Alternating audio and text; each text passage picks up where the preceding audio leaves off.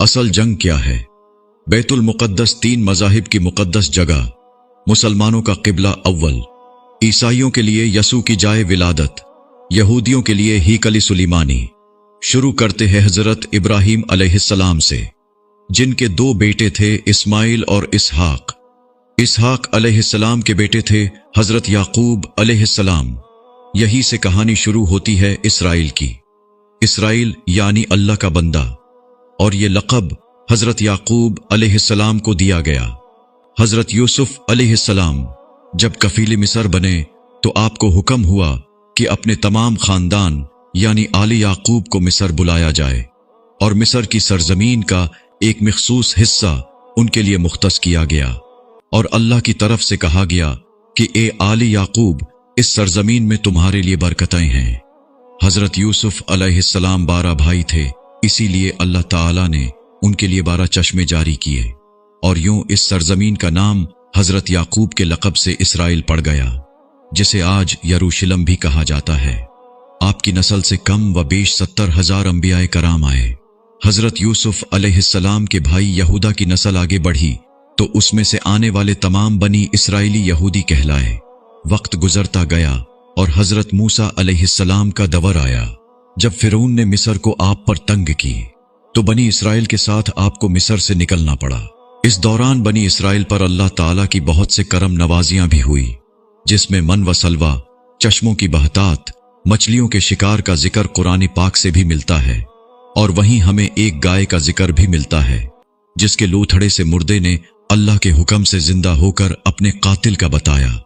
اس گائے کی نشانیاں اللہ تعالیٰ نے قرآن پاک میں بیان فرمائی، جو کہ ایک سرخ مائل رنگت کی گائے تھی، اور ایسی گائے آج بھی یہودیوں کے نزدیک مقدس مانی جاتی ہے۔ حضرت موسیٰ علیہ السلام کے بعد دیگر نبی آئے۔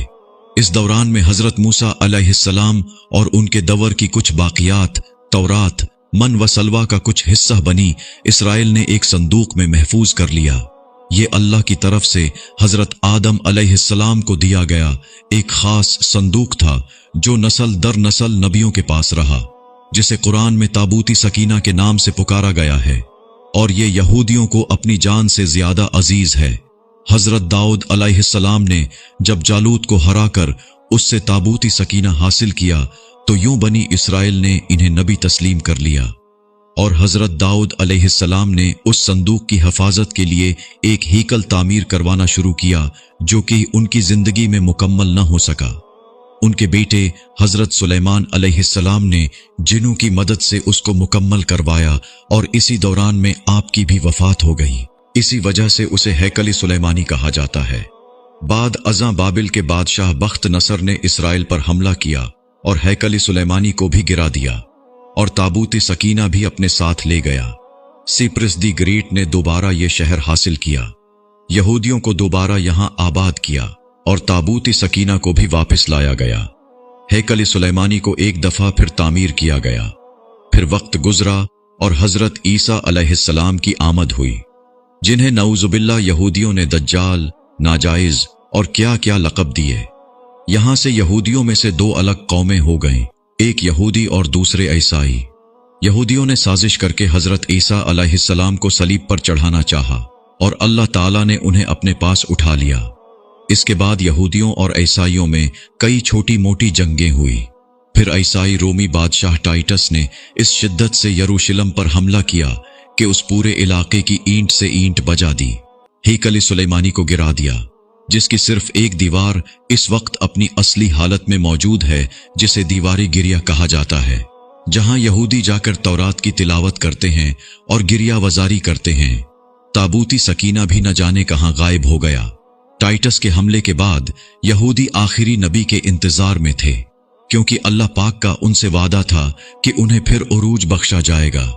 اس وعدہ کا ذکر سورۃ بقرہ میں بھی موجود ہے کہ اے بنی اسرائیل، ان نعمتوں کو یاد کرو جو تم پر کی گئیں، اور اپنا وعدہ پورا کرو، ایمان لاؤ، تاکہ ہم بھی اپنا وعدہ پورا کریں۔ قیامت کی نشانیوں میں سے ایک نشانی یہ بھی ہے کہ ہیکل سلیمانی کی 3 دفعہ تعمیر ہوگی، جو کہ 2 دفعہ ہو چکی ہے۔ یہودی اپنے مسیحا اور آخری نبی کے انتظار میں تھے کہ ٹائٹس کے حملے کے 500 سال بعد نبی آخر الزمان صلی اللہ علیہ وسلم کی ولادت ہوئی۔ यहाँ यहूदियों को ये झटका लगा कि सारे नबी हजरत इसहाक अलैहिस्सलाम की नस्ल से हैं, तो आखिरी नबी हजरत इस्माइल अलैहिस्सलाम की नस्ल से क्यों आ गए, और उन्होंने ईमान लाने से इनकार कर दिया। मुसलमानों के लिए भी वो अंबिया की ही निशानी थी, इसीलिए हैकल सुलेमानी को बीतुल मुकद्दस का नाम दिया गया। इस्लाम के आगाज में यहूदियों को कायल करवाने की खातिर ही बीतुल मुकद्दस की जानिब मुंह करके नमाज अदा करने का हुक्म हुआ, क्योंकि यहूदी इसी तरफ मुंह करके इबादत किया करते थे।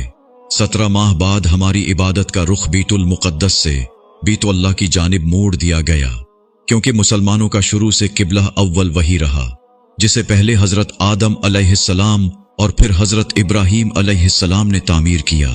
हजरत उमर रजी अल्लाह अन्हु के दौरे हुकूमत में इसराइल यानी यरूशलेम पर ईसाइयों का कब्जा था।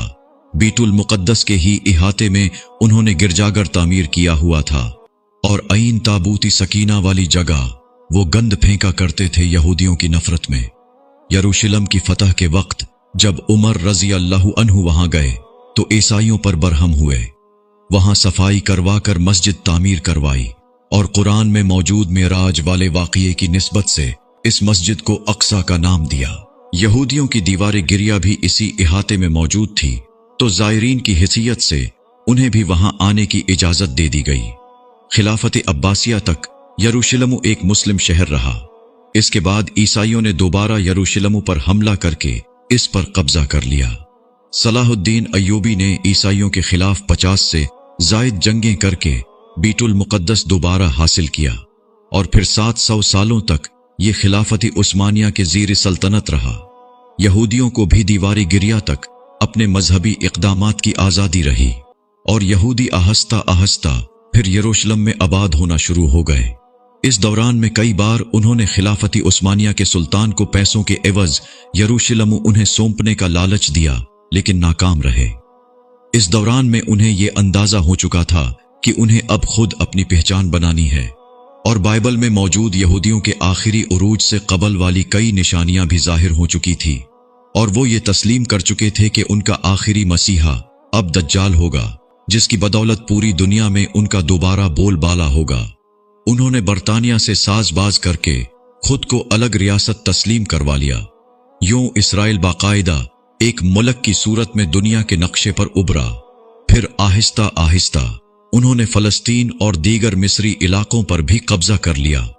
अरब ममालिक इसराइल के खिलाफ जंग पर आए, लेकिन उस वक्त तक ये खुद को इतना मजबूत कर चुके थे, अरब ममालिक को इस एक छोटे से मुल्क से मुंह की कानी पड़ी।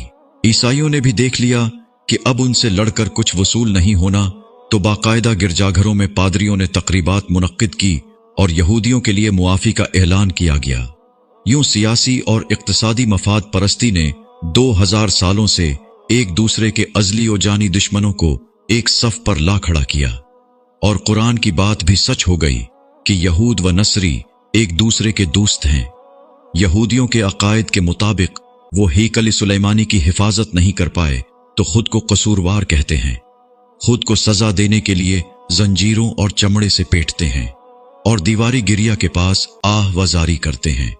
वो ईमान रखते हैं कि तीसरी बार उन्हें पूरी दुनिया पर हुक्मरानी हासिल होगी। इसके लिए उन्हें मस्जिद अक्सा को गिराना होगा, जिसकी तैयारी वो कर चुके हैं। कब से मस्जिद अक्सा के नीचे बारूदी सुरंगें बिछा दी गई हैं। इसके बाद हैकल सुलेमानी तामीर करके ताबूती सकीना वहां रखना है। ताबूती सकीना भी वो दोबारा हासिल कर चुके हैं, लेकिन मसला था सुर्ख गाय, क्योंकि उनके अकीदे के मुताबिक वो नापाक हैं, और जब तक पाक नहीं हो जाते हैकल सुलेमानी तामीर नहीं कर सकते, और पाक होने के लिए सुर्ख गाय की कुर्बानी देना होगी।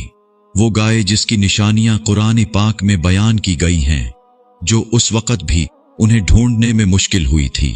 अब भी 100 साल तक वो वैसी गाय की तलाश करते रहे। टेक्नोलॉजी का इस्तेमाल करते हुए बच्चे पैदा करने का कामयाब तजुर्बा किया उन्होंने। फिर उस तजुर्बे की बदौलत वैसी निशानियों वाली गाय पैदा करने की कोशिश की गई, लेकिन नाकाम रहे।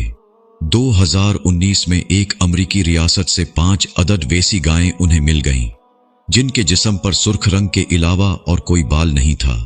उन्हें कभी काम के लिए इस्तेमाल नहीं किया गया था। अगली निशानी के उन पर किसी बीमारी का असर नहीं होना चाहिए।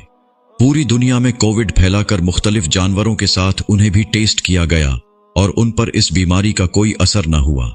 Red hyper found, mystery of red hyper. ये गूगल में सर्च करके आप इस मुताल्लिक तफसील से पढ़ सकते हैं। अलगरज कर्ब क़यामत और दज्जाल के ज़हूर वाली तमाम तर तैयारियां वो मुकम्मल कर चुके हैं। अपनी मर्जी के डॉक्टर, इंजीनियर बच्चे पैदा करना, 9D टेक्नोलॉजी की मदद से एक जगह होते हुए कई जगह मौजूद रहना, अपनी मर्जी के मौसम बनाना, जब चाहो बारिश बरसा देना, चंद दिनों में पूरी दुनिया घूम लेना, ये सब दज्जाली निशानियां हैं जो आज के दौर में कोई मुश्किल काम नहीं है। हमारे इस्लाम में बताई गई कयामत की निशानियों की उन्होंने इतने अच्छे से तैयारी कर ली है कि गरकद के दरख्त लगा दिए जो उन्हें पनाह देंगे। बाबिलद, जिस जगह अहादीस के मुताबिक दज्जाल का हजरत ईसा अलैहिस्सलाम के हाथों कत्ल होने का जिक्र मौजूद है, उस जगह वो दज्जाल के फरार के लिए एयरपोर्ट बना चुके हैं। ये सब तो कर्ब क़यामत की निशानियां हैं और हेकल सुलेमानी ने भी बनकर रहना है। फिर असल जंग क्या है? असल जंग अकायद की है। हम अपने अकायद में इस कदर कमजोर हो चुके हैं कि नमाज पढ़ें या ना पढ़ें हमें फर्क नहीं पड़ता। अपने बहन भाइयों का हक खाकर खुशी महसूस करते हैं और फिरकों के खुराफात में उलझे हुए हैं। फलस्तीनियों के लिए सिवाय दुआ और एहतिजाज के हम क्या कर सकते हैं? क्या हम अपने अकायद के इतने मजबूत हैं कि डॉलर के बहकावे में न आएं? क्या हम यहूदियों के मुकाबले में निकलने वाले खुरासान मुजाहिदीन की लिस्ट में आते हैं या बस सोशल मीडिया के तमाशाई हैं? अगर आज दज्जाल जाहिर हो जाए और तौबा का दरवाजा बंद हो जाए तो हमारी आखिरत के लिए क्या तैयारी है?